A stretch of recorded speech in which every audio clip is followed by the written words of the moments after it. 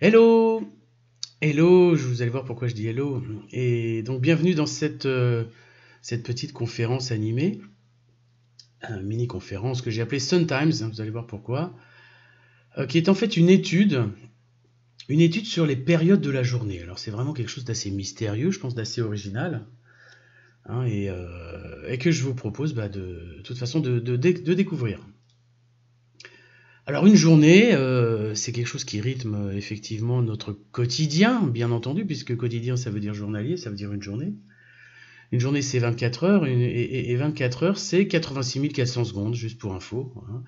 Donc c'est 3600 fois 24 heures, 3600 étant les 60 secondes d'une minute multipliées par les 60 minutes d'une journée fois 24 heures. Alors ce 24 il n'est pas anodin parce que c'est le triple d'une puissance de 2. Donc c'est 3 fois 2 puissance 3, donc 3 fois 2 fois 2 fois 2.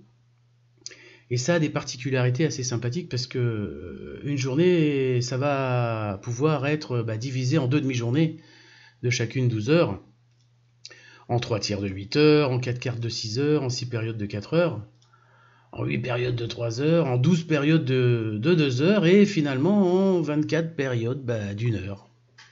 Tout simplement, hein, c'est ce qu'on appelle les heures de la journée.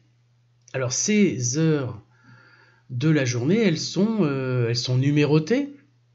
Quand on utilise la numérotation 24 heures, elles sont numérotées de 0, 0, 0, 0, 1, 0 jusqu'à 23. Hein, le 0 heure étant ce qu'on appelle minuit, et le 12 heures pile, c'est ce qu'on appelle midi.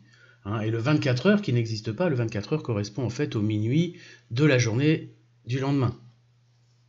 Alors ça c'est pour notre numérotation à nous, Européens, sachant que certains pays anglo-saxons utilisent la notation AM-PM, c'est-à-dire qu'ils n'ont pas de 0 et ils utilisent la numérotation de 1 à 12 pour le matin et de 1 à 12 aussi pour l'après-midi. Hein, je mets en jaune ici les différences. En fait, quand il est 0h30 chez nous, il est en fait 12h30 AM. D'accord? Donc le reste du matin ne change pas. Et quand il est 12h PM, ça veut dire midi. Ok, et pour les heures de l'après-midi, donc de 13h jusqu'à 23h le soir, ils utilisent tout simplement la même numérotation. Hein. 4 heures de l'après-midi, c'est 16h, 8 heures du soir, c'est 20h, 11 heures du soir, c'est 23h. Hein. Donc ça, je dis ça, c'est pas notre numérotation à nous, et ça, il faudrait le dire aux constructeurs automobiles japonais chez Toyota. Hein. Si vous avez une voiture japonaise, vous allez remarquer que sur l'heure est toujours indiquée en AM/PM, et il n'y a aucun moyen de régler ça. C'est la vie. Donc les journées font toutes 24 heures, sauf exception, en fait, quand on passe en avril à l'heure d'été, hein, il y a une particularité, c'est qu'à 2 heures, à 2 heures pile, hop, on passe à 3 heures. Donc il n'existe pas, dans la nuit du passage à l'heure d'été, où on avance d'une heure, à 2 heures, il est 3 heures, on perd une heure. Et rappelez-vous, en fait, du moyen mnémotechnique pour vous en rappeler, en avril, on avance d'une heure. Et à contraire, donc on a une journée de 23 heures finalement. Et à l'heure d'hiver, sur laquelle on passe en octobre, où on recule d'une heure, en fait à 2 heures, on laisse passer l'heure, en fait à 3 heures, on repasse et on rejoue une fois l'heure de 2 heures. Hein, donc on a 2 fois 2 heures, finalement on a une journée de 25 heures. Donc ça, espérons, pour les informaticiens en tout cas, que ce décalage disparaisse enfin l'année prochaine. Hein, c'est quelque chose qui a été instauré dans les années 70, au siècle dernier, et ce serait bien qu'on arrête tout ça, après 50 ans finalement de galère, de décalage. Alors ça se passe la nuit, hein, à 2 heures du mat, c'est parce que voilà, il n'y a pas de... la plupart du temps tout le monde dort, et on n'est pas perturbé par ce changement d'heure. En live en tout cas. Alors, une journée de 24 heures, ça, on alterne en 24 heures entre deux périodes, une période nocturne, qu'on appelle la nuit, et une période diurne, qu'on appelle le jour. Le jour correspond au moment où on a du soleil, hein, on est dans la partie où le soleil éclaire le point où on est, et comme la Terre tourne, sur le point central rouge ici, sur elle-même, La plupart du temps, enfin pas la plupart du temps, mais en journée, on a le soleil, on appelle ça le jour, et la nuit, quand il n'y a pas de soleil, on appelle ça la nuit. Hein, c'est ce qu'on appelle. Il y a deux lois de l'univers sur les lois de la philosophie hermétique qui sont mis en avant là-dessus.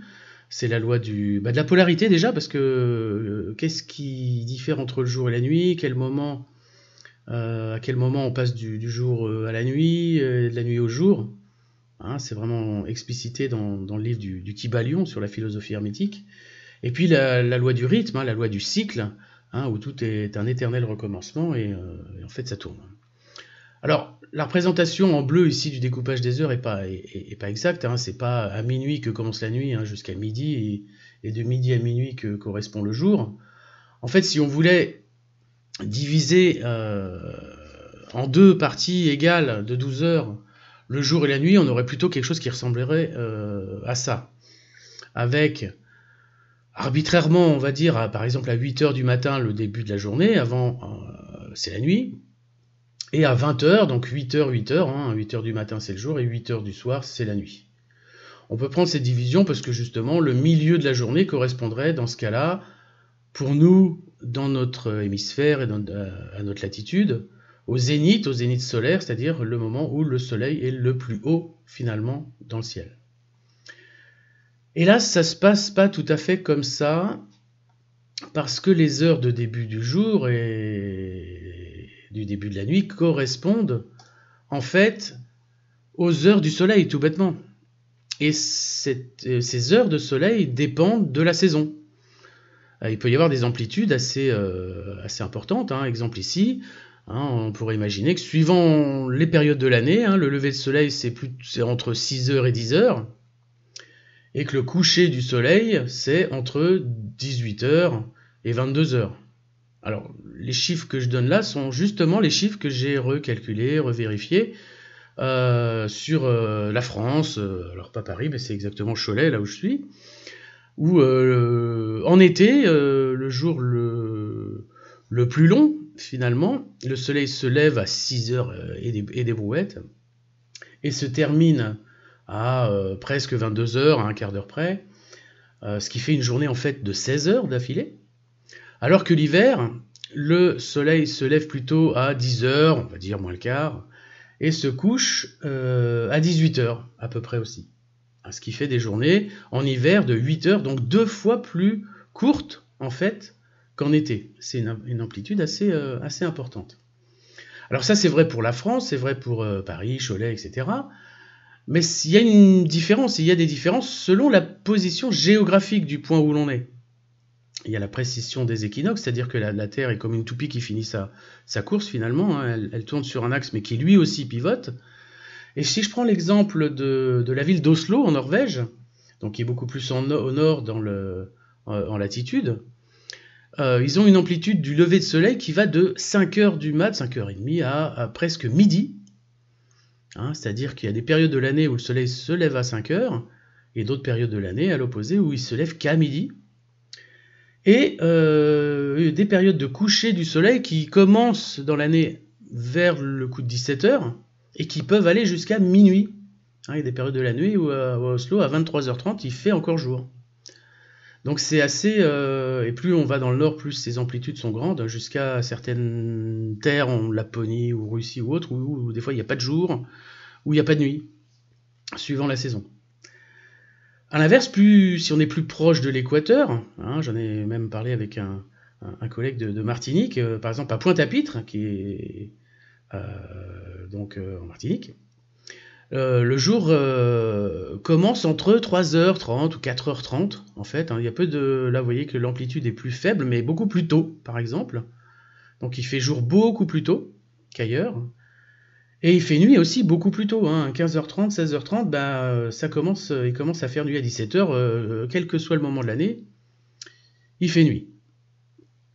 Donc ça, c'est intéressant de le noter en termes de période, que ça dépend non seulement de là où on est, enfin ça dépend de là où on est au niveau de la latitude, c'est-à-dire sa position de la hauteur au niveau de l'axe de l'équateur, hein, pour non seulement l'amplitude des phases de lever et de coucher du soleil, mais aussi la durée, le positionnement plus tôt ou plus tard.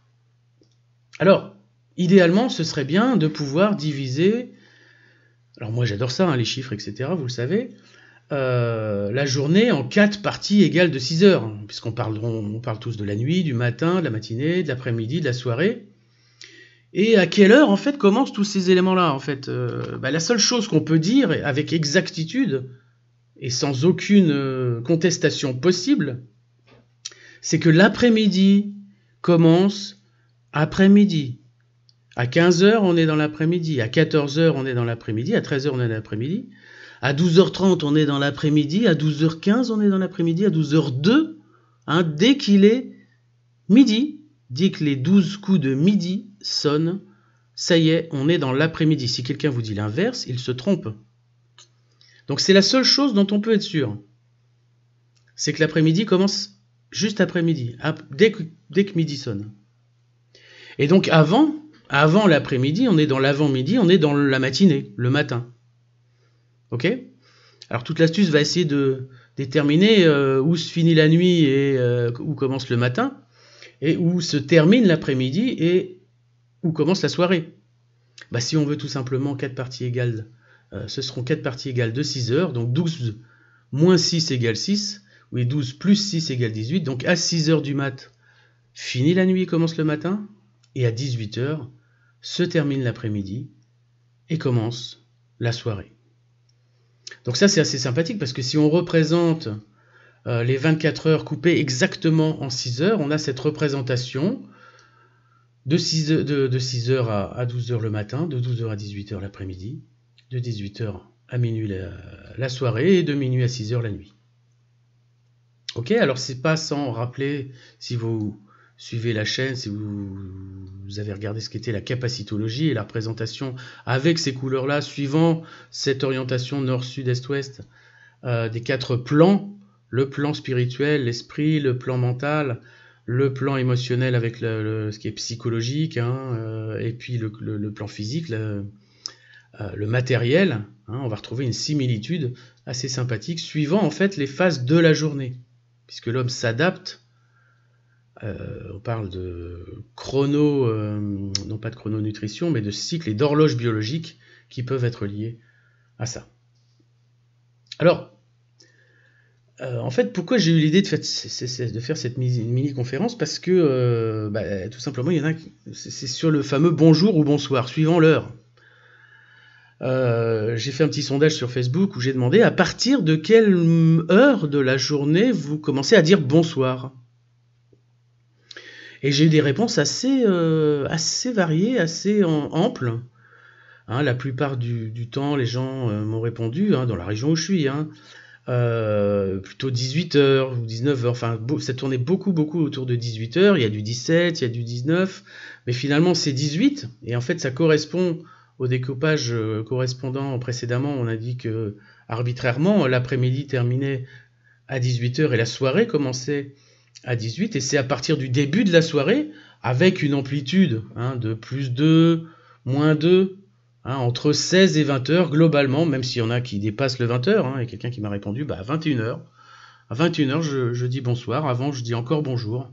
C'est assez surprenant. Et d'autres personnes qui m'ont dit, suivant les régions, il y a des régions, par exemple dans Sarthe, où dès qu'il est midi, on commence à dire bonsoir.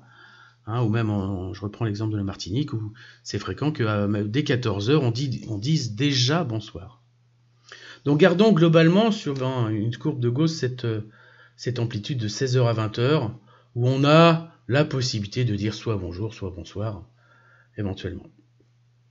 Alors à l'inverse, j'ai pas demandé, mais c'est encore plus compliqué pour l'heure de la journée, où on recommence à dire bonjour, c'est-à-dire le matin à la fin de la nuit. Là j'ai mis un 4, mais c'est assez varié, parce que c'est très contextuel en fait, c'est lié, prenez l'exemple peut-être de... vous êtes en soirée, en boîte de nuit, encore à 5h du mat, et puis là vous rencontrez encore de nouvelles personnes, vous allez encore leur dire bonsoir, même s'il est 5h du mat. D'accord ? À l'inverse, des boulangers qui commencent à travailler à 3h du mat vont entre eux se dire bonjour. Donc ils vont se dire bonjour avant d'autres personnes qui se disent bonsoir 2 heures plus tard. Donc là c'est extrêmement... c'est plus vague, Hein, mais c'est moins grave puisque c'est une période de la nuit où on dort et on peut arbitrairement décider que 4 heures peut être voilà l'heure limite en deçà de laquelle on dit bonsoir. Quand je dis on, ce serait finalement un robot qu'on pourrait programmer pour qu'il ait une sorte d'intelligence artificielle, pour qu'il sache quand dire bonjour et quand dire bonsoir. Hein, et au-delà de 4 heures du matin, on commence à redire bonjour. Donc ça, c'est assez sympathique, et effectivement, la conclusion qu'on peut en tirer, si on veut parler d'intelligence artificielle, parce que j'ai eu le cas, hein, j'ai un logiciel que j'ai développé et qui dit bonjour quand on arrive dessus, mais je trouve ça bizarre qu'ils disent bonjour à 23h. D'accord ? En termes de robot, l'intelligence artificielle, qu'est-ce que c'est ? C'est finalement définir des règles qui déterminent comment doit se comporter un logiciel ou un robot. En fait, quand vous dites bonjour ou que vous dites bonsoir, imaginez le nombre de paramètres qui se mettent en route dans votre esprit, dans votre inconscient, d'accord, avec les bases de données de votre subconscient, pour décider si vous dites bonjour ou si vous dites bonsoir. En un millième de seconde, vous savez, enfin vous savez pas, mais vous dites soit bonjour, soit bonsoir, mais en fonction d'énormément de paramètres. Hein, c'est pas consciemment que vous décidez de commencer à dire bonjour 2 heures avant le coucher du soleil. Mais c'est votre cerveau qui se débrouille pour décider de dire soit bonjour, soit bonsoir, par exemple. Donc il y a énormément de critères géographiques, enfin énormément de critères, hein, dont des critères géographiques au niveau du soleil. Hein, vous n'avez pas une boussole ou quoi que ce soit au niveau de votre gestion au quotidien, mais en fonction de là où vous êtes positionné sur la Terre, sur le globe, le début du jour, le début de la nuit est différent, les horaires du soleil sont différents, et ça rentre en compte dans votre décision. Les critères temporels aussi rentrent en compte, suivant qu'on est l'été ou l'hiver. Hein, on dit beaucoup plus longtemps bonjour finalement l'été que l'hiver. On dit plutôt bonsoir l'hiver puisque le soleil se couche plus tôt. On a vu aussi qu'il y avait des critères contextuels, humains. Hein, je reprends l'exemple de la boulangerie ou de la boîte de nuit. Hein, suivant le contexte, on peut dire bonjour, on peut dire bonsoir, et là, finalement, l'horaire importe peu. Hein, finalement, il n'y a pas de vérité absolue. Hein, c'est ce qui fait toute la puissance du cerveau. Et j'ai été très content de mener cette étude un peu sociologique et qui a amené de nombreux débats. Voilà, pour finalement essayer de définir quand est-ce que mon robot devait dire bonjour ou bonsoir. Hein, et c'est assez intéressant de voir, suivant même l'âge des personnes. Hein, j'ai remarqué que plus on vieillissait, plus on disait bonjour tôt, alors que les jeunes disaient bonsoir plus tard, vous voyez, pas mal de petites choses. Donc il me reste à vous dire, finalement, suivant l'heure où vous regardez cette vidéo, vous écoutez cette vidéo, soit bonne nuit, soit bonne journée, soit bon après-midi ou soit bonne soirée, simplement. Donc si vous aimez ces petits... alors c'est très différent de ce que je dis au niveau développement personnel, hein, j'ai apporté un peu de technique là-dessus, un peu d'astrologie, un peu de météorologie, un peu de positionnement au niveau de globe, donc abonnez-vous parce que voilà, vous allez retrouver des choses de plus en plus originales sur la chaîne. Voilà, je vous dis donc à bientôt pour des choses encore plus sympas.